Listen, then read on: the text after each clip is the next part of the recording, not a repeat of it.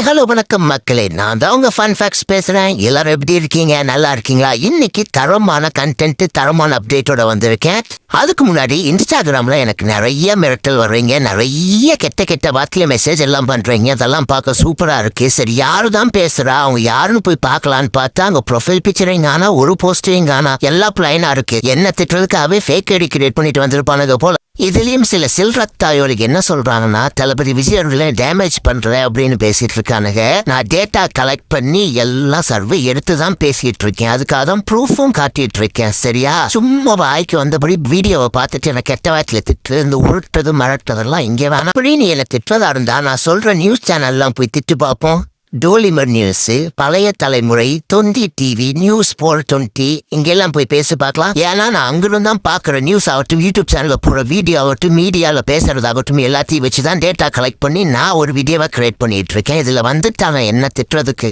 அடுத்தடுத்த வீடியோவில் எவன் வேணா திட்டுறானோ அவனோட ப்ரொஃபைல் பிக்சர், அவனோட ப்ரொஃபைல் டிபி அனைத்தும் இங்கே போடப்படும். சரி, நம்ம கண்டென்ட்டுக்குள்ள போலாமா? முதல்ல நம்ம பார்க்க போறது மலுங்க நம்ம மணியை பத்தி. இந்த மணி இருக்காரு, மணியே இவர் ஆரம்பத்துல நல்லா பேசுறாரு, திடீர்னு கெடுக்கிறதுக்குது, அப்பப்போ வளர்றாரு. பாக்குற நமக்கே ரொம்ப கன்ஃபியூஷனா இருக்குன்னு பாருங்களேன். இந்த மணி என்ன சொல்றாருன்னா, தளபதி விஜய் மேலதான் தப்பான், லேட்டா வந்தது. முன்னாடி அவரு சப்போர்ட் பண்ணி பேசினாரு, இப்ப அப்படியே குண்டாவை கவுத்துட்டாரு இந்த குண்டு சட்டி. மணியா மணியா, இந்த உலகத்துக்கே தெரியும் மணியா. முதல்ல அதிமுக அந்த இடத்துல பர்மிஷன் கொடுக்கல, அதுக்கப்புறம் தாவை காக்க கொடுத்தாங்க. தளபதி விஜய் அவர்கள் தரப்புல இருந்து கேட்ட டைம் 3 to 10, அதுக்குள்ள எப்ப வேணா அங்க வரலாம் அவங்க பரப்புரைக்கு. உங்ககிட்ட இருந்து சத்தியமா அந்த பதில் எதிர்பார்க்கல உலகோட மண்டையா. அவர் என்ன பேசியிருக்காரு நீங்களே பாருங்க மக்களே.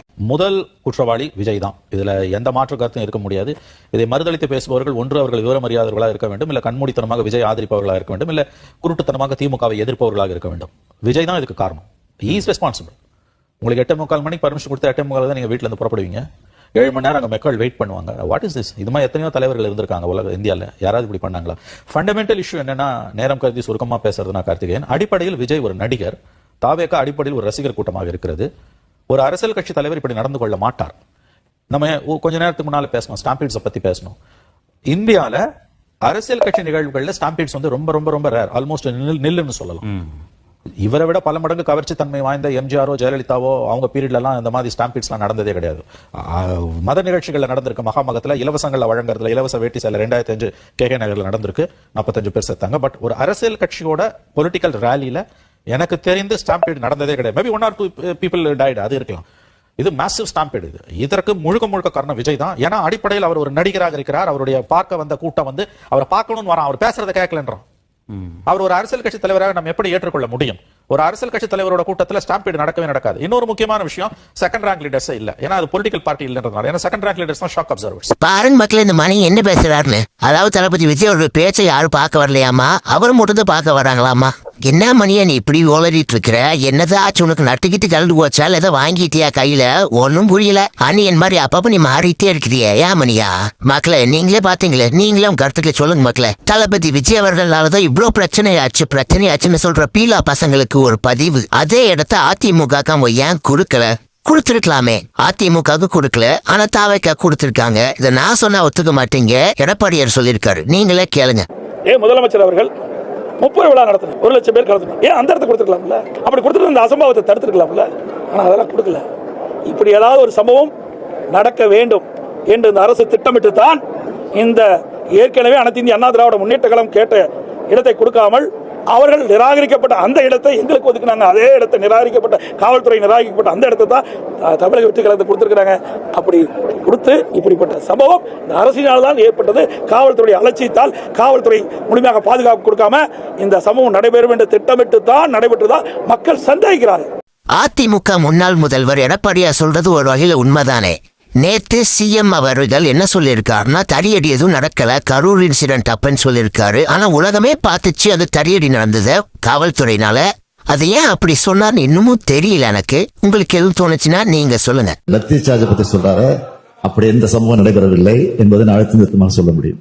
இப்படி ஒரு தேவையற்ற காவல்துறை மீது அபாண்டம் சுமத்துகிற வகையில ஒரு கருத்தை சொல்லி இருக்கிறார்.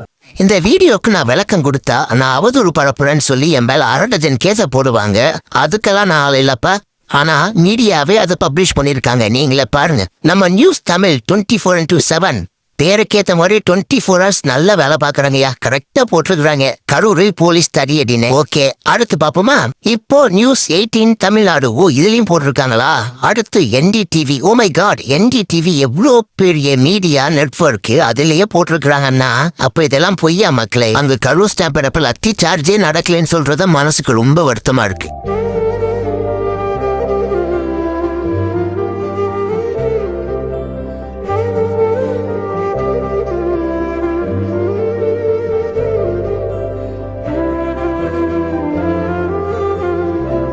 அடுத்து நம்ம பார்க்க போறது சைக்கோ சிந்தாமணி சுசித்ராவை பத்தி. இந்த சுசித்ராக்கு வேலையே கிடையாது.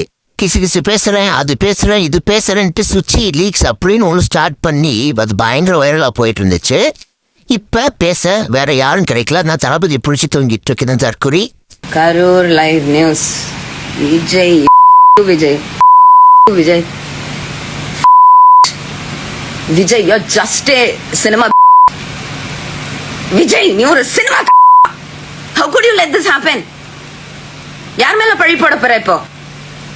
யூடியூபர்ஸ் மூலமா? Vijay you're answerable. நாயே பண்ணி வச்சிட்டியா? ஏடா ஓம் மாப்புக்கு எவ்வளவு ஊர்காடா வேணும்? இல்ல திட்டணும் போல இல்ல, உரிமை எடுத்து திட்டலாம் தானே. என்ன ஐயோ விஜய், உன்னோட ஃபேன்ஸ் பைத்தியக்காரனுங்க தெரிஞ்சு நீ இந்த விஷயத்த பண்ணிருக்க. வாங்க வாங்க வாங்க வாங்கன்னு கம்பளம் வச்சு கூப்பிடுற மாதிரி கூப்பிட்டுருக்க. அண்டா புழுகி இருக்க வெளியே சேஃபா இருக்கு சேஃபா இருக்குன்னு. இது ஃபுல் ரெஸ்பான்சிபிலிட்டி தளபதி தான். இந்த தெருநாய் எப்படி அரெஸ்ட் பண்ண போறீங்க? மத்த தெருநாய் எல்லாம் விடுங்க. நான் இப்ப தெருநாய் இஷ்யூ இல்ல, சேஞ்ச் மை மைண்ட். எல்லா தெருநாயும் இருக்கலாம். விஜய் அரெஸ்ட் பண்ணுங்க. என்ன நடந்தது? ஸ்டாலின் ஆன்சரபிள். சமீபத்தில் சமூக வலைத்தளங்கள்ல தளபதி விஜய் அவர்களை நம்ம தப்பா பேசுறோம், நமக்கு நிறைய வியூஸ் கிடைக்கும், நம்ம ஃபேமஸ் ஆயிரலாம், நமக்கு காசு கொடுப்பாங்கன்னு சில ஆன்டிகளா சுத்திட்டு இருக்கு. அதுல ஒன் ஆஃப் த ஆன்டில இந்த ஆன்டி தான் ஓடுகாலி ஆன்டி. இந்த ஒண்ணுக்கு உதவாத ஓடுகாலி ஆன்டி என்ன பேசுது நீங்க பாருங்களேன். சினிமேட்டிக் மைண்ட் செட்ல தான் மிஸ்டர் விஜய் வந்து சுற்றுப்பயணம் வந்துட்டு இருக்காரு. ஜனநாயகன் படத்துக்கு ஒரு ட்ரெய்லர் மாதிரி ஒரு பெய்டு ப்ரொமோஷன் மாதிரி வந்துட்டு இருக்காரு அந்த படத்துக்காக அப்படின்னு சொல்லிட்டு நினைச்சா, உண்மையாவே ஜனநாயகன் படத்துக்கான சீன்ஸ் கிரியேட் பண்ணிட்டு இருக்காங்களா? சீன் கேதர் பண்ணிட்டு இருக்காங்களா? மக்கள் எல்லாம் போய் சாகிறதெல்லாம் வந்து அதுல வர மாதிரி, இது என்ன மாதிரியான மனுஷங்கடா இதெல்லாம்? இது வந்து எங்களுக்கு மட்டும்தான் இதெல்லாம் வந்து தகவல் எல்லாம் வருதா? தாவிக்கா நண்பர்களா இதெல்லாம் நீங்க பாக்குறீங்களா இல்லையா? உங்களுக்கு எல்லாம் தகவல் ரீச் ஆகுதா இல்லையா? இன்னமும் ஸ்டாண்ட் வித் விஜய்னு ஏயா நிக்கிறீங்க? எந்த தைரியத்திலயா நிக்கிறீங்க? நம்ம வீட்டு பிள்ளைங்க செத்துட்டு இருக்காங்கயா, நம்ம வீட்டுல இதெல்லாம் நடந்துட்டு இருக்கு. இன்னமும் வந்து ஸ்டாண்ட் வித் விஜய்னு இதெல்லாம் ரொம்ப கொடுமைங்க. இதெல்லாம் மக்களே வந்து நீங்க எல்லாம் திருந்தலன்னா இதெல்லாம் ஒண்ணுமே பண்ணவே முடியாது. தாவிக்கா நண்பர்களே கொஞ்சம் உஷாரா இருந்துக்கோங்க. இதெல்லாம் இந்த தகவல் எல்லாம் என்னன்னு கொஞ்சம் அனலைஸ் பண்ணுங்க. ஓகே, தாங்க முடியலடா சாமி. உன் இஷ்டத்துக்கு பேசுற உதவாக்கிற ஆன்டி. ஜனநாயகன் படம் ஷூட்டிங் எல்லாம் முடிஞ்சு போஸ்ட் ப்ரொடக்ஷன் முடிஞ்சு படம் பொங்கலுக்கு ரிலீஸ் ஆக தயாராயிட்டு இருக்கு. இந்த நேரத்துல போய் ஜனநாயகனுக்கு அது பெய்டு ப்ரமோஷனுக்கு தளபதி பண்ணி என்ன பெய்டு ப்ரமோஷன் நீ வாங்க தெரியுமா? தேவையில்லாத பேசி காசு 200 ஊம்பி தானே நீ வெக்கங்கட்ட முண்டா. அடுத்து நம்ம பார்க்க போறது பனங்கொட்ட மண்டையனை பத்தி. இவன் என்ன சொல்றான்னா, ஜனநாயகன் படத்தை தியேட்டர் ரிலீஸ் பண்ண விட மாட்டானுங்களாம், ஜனநாயகன் படத்தையே ஓட விட மாட்டானுங்களாம். இவங்களுக்கு எவ்வளவு தைரியம் இருக்கும்? இந்த பணங்கொட்ட மண்டை என்ன பேசுறான்னு கொஞ்சம் பாருங்களேன். தமிழ்நாட்டுல ஓடாதுங்க. பேர் வரைக்கும் இந்த விஜயோட கட்சி தாவேகா வந்து என்னைக்கு 2026 காணாம போயிரு. தாவேகா 2026 காணாம போயிருமா? நீ தாண்டா காணாம போயிருவ கட்டுமட தாயோலி. 2026 நாங்க தான் ஜெயிக்க போறோம். நீ மூடிக்கிட்டு உட்காந்து வேடிக்கை தான் பார்க்க போற. அடுத்து நம்ம பார்க்க போறது இந்த கெல்ட்டு முண்டை கீர்த்தனா பத்தி. இந்த கெல்ட்டு முண்டை கீர்த்தனா இருக்காளே, இவ ஓர வாய் பேசிக்கிட்டு இருக்கா. இது இவளுக்கு தான் பேசுற மாதிரி. யாராவது இவளை கமெண்ட் பண்ணா போதும், கதறங்கடா அப்படின்னு ஓர வெளியேற்றிட்டு இருக்கா. ஒரு நாள் தளபதி ஃபேன்ஸ் கிட்ட நல்லா வாங்க போற திட்டு. அப்ப தெரியும் தளபதி ஃபேன்ஸ் யாருன்னு. சரி பொண்ணாச்சே நாமளும் அமைதியா இருக்கலாம்னு பார்த்தா ரொம்ப பண்றாங்க. இவ ஓவரா வாய் பேசுறா. நீங்களே சொல்லுங்க இவளை என்ன பண்ணலான்ட்டு. அதுக்கு முன்னாடி இவ என்ன பேசிருக்கா நீங்க பாருங்களேன். இன்பாக்ஸ்ல வந்து பதறுன்னு மெசேஜ் பண்ணி வச்சிருக்க எல்லா தற்குறிசுக்கும் வணக்கம்.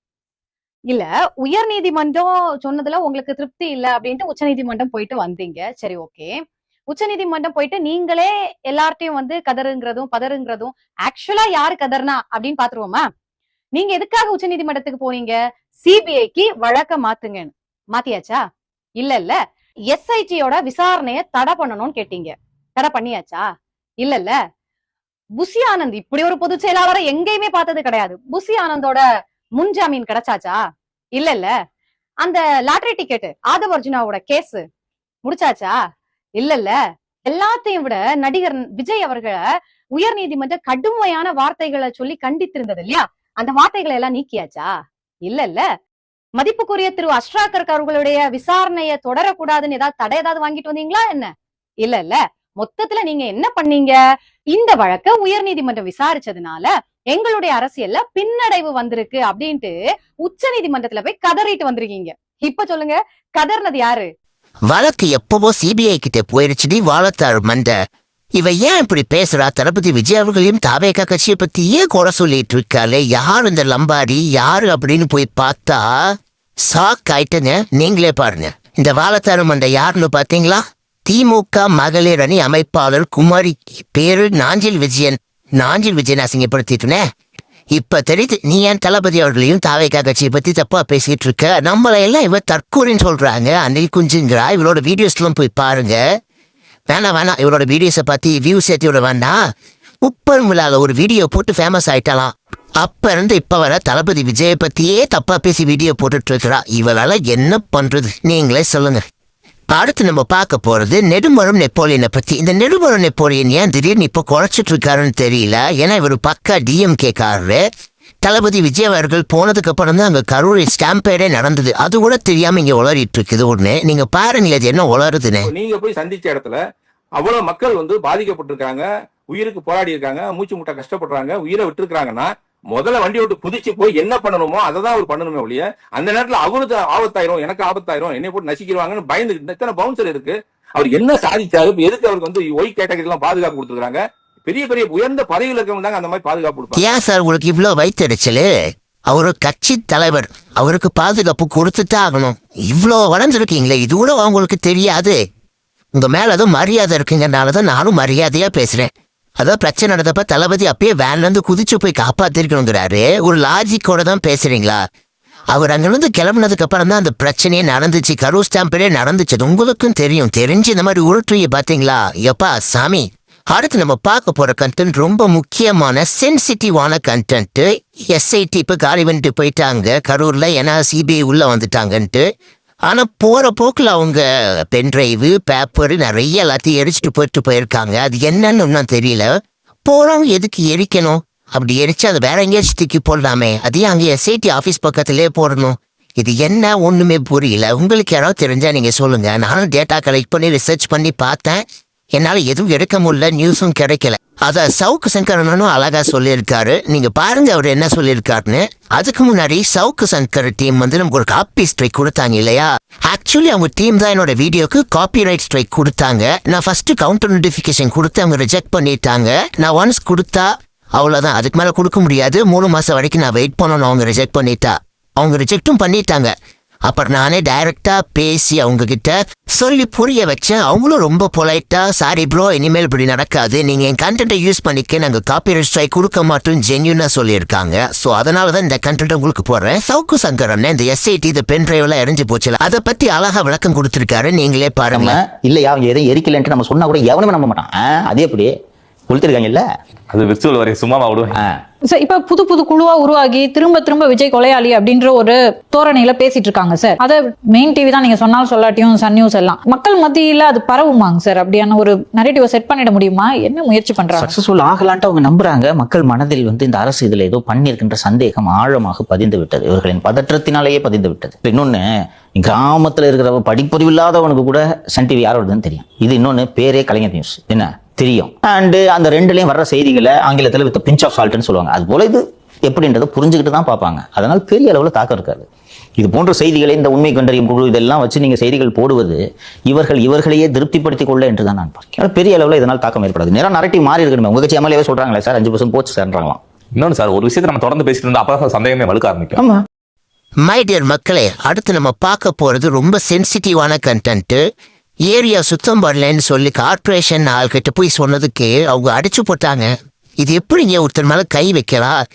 எங்க ஏரியா சுத்தம் பண்ணல அப்படின்னு சொன்னதுக்கு அதெல்லாம் சுத்தம் பண்ண முடியாதுன்னு அந்த லேடி அந்த ஆள் என்ன ஓவரா வாய் பேசுறானுங்க. நீங்க பாருங்க அந்த வீடியோவை, கண்டிப்பா உங்களுக்கு இந்த வீடியோ பார்த்தா கோபம் வரும்.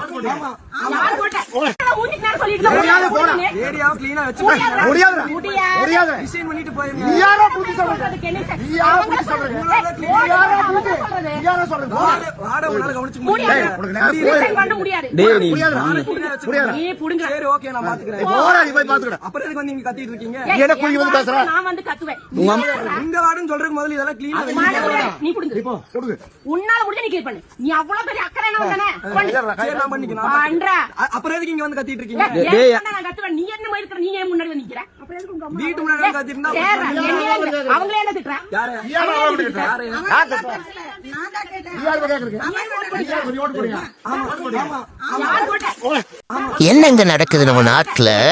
அது எப்படி பப்ளிக் மேல கை வைக்கலாம்? அது கேள்வி கேட்டதுக்கு அவர் தப்பா ஒரு கேட்கலையே. எங்க ஏரியாவை ஏன் சுத்தம் பண்ணல தானே கேட்டார், அதுக்கு கை வைப்பாங்களா? இதெல்லாம் ரொம்ப வரம்பு மீறின விஷயம் மக்களே.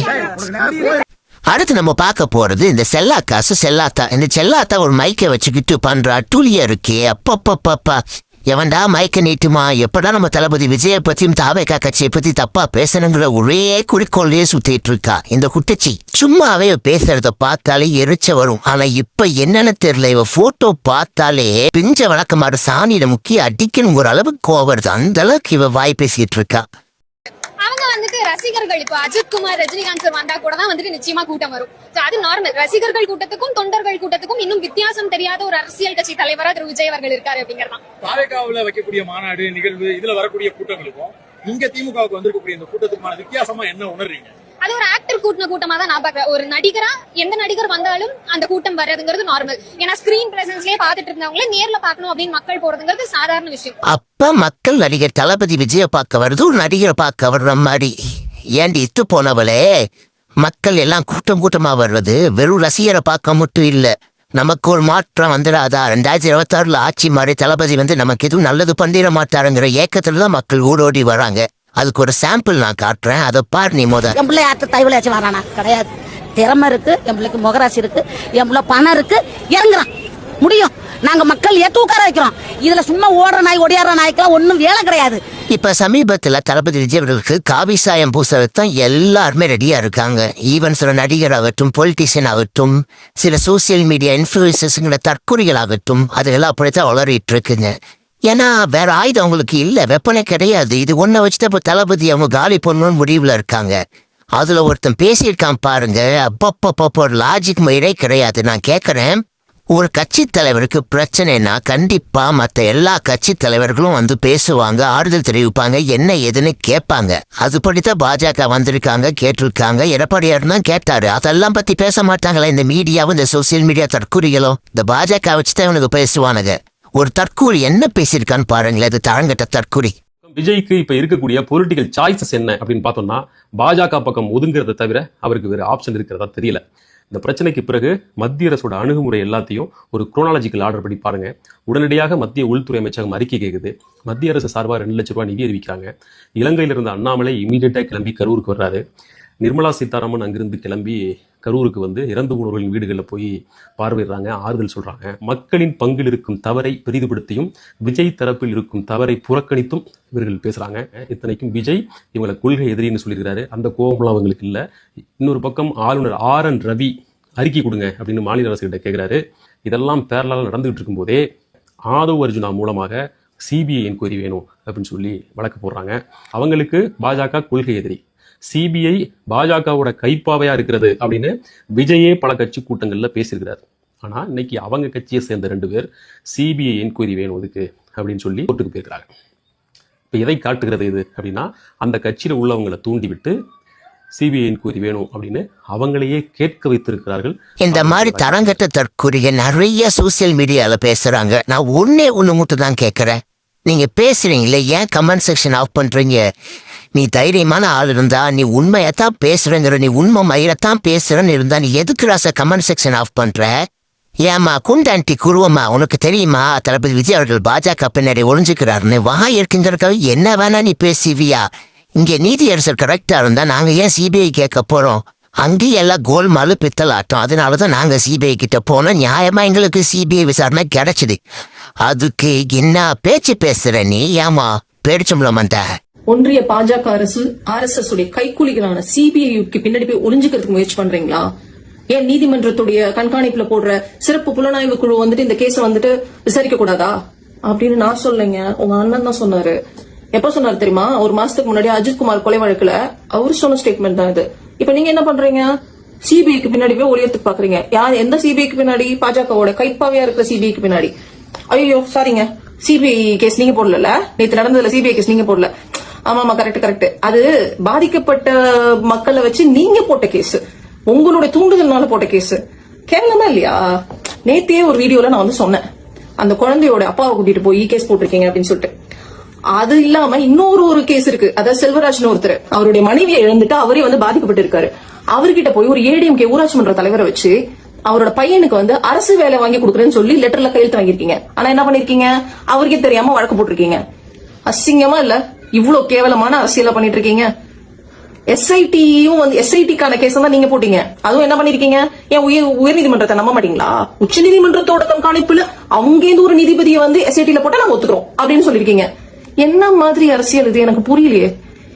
இதெல்லாம் தெரியாம நீங்க என்ன நேத்தி வந்து என்ன வந்து கதறுன்றீங்க, நாங்க பயத்துல இருக்கோன்றீங்க, சிபிஐ பார்த்து நாங்க பயப்படுறோன்றீங்க. சிபிஐ பார்த்து உங்களுக்கு தாண்டா பயம், நீங்க தாண்டா பயந்து ஒளிறீங்க. புரிஞ்சுக்கங்கடா தற்கொலைகளா. இந்த மாதிரி அறவேக்கட ஆன்ட்டிங்க 1/2 டஜன் கணக்குல சோசியல் மீடியால சுத்திட்டு இருக்குங்க. லைக் வியூஸ் ஷேர் பண்ணுவாங்க, நம்ம ஃபேமஸ் ஆயிடலான்ட்டு. இதெல்லாம் பொழப்பு மயிரும் பொசகட்ட நாய்க வாடிக்கை இதையே பண்ணிட்டு இருக்காங்க. மை டியர் மக்களே, ஃபன் ஃபாஸ்ட் சேனல் சார்பா நான் ஒரு சின்ன உதவி உங்ககிட்ட கேட்கறேன். யாராவது தளபதி விஜய் அவர்களை தப்பா பேசினாலோ, TVK கட்சியை பத்தி தப்பா பேசினாலோ அந்த வீடியோவை யாராவது பாத்தீங்கன்னா இதுதான் என்னோட இன்ஸ்டாகிராம். இதுக்கு நீங்க மெசேஜ் பண்ணுங்க. யார் மெசேஜ் பண்றீங்களோ அவங்க பேரோட நான் வந்து வீடியோ போடுறேன். அடுத்து இவங்க இந்த வீடியோ எனக்கு அனுப்பிச்சாங்க, ரொம்ப யூஸ்ஃபுல்லா இருந்துச்சுட்டு கண்டிப்பா இதை நான் பண்ணுவேன். ஸோ மறக்காம எனக்கு அந்த வீடியோவை ஷேர் பண்ணிடுங்க. ஸோ அடுத்து தரமான கண்டென்ட்ல சந்திக்கும் வரை உங்களிடம் விடைபெறுவது உங்கள் ஃபன் ஃபேக்ட்ஸ் அண்ட் டீம்.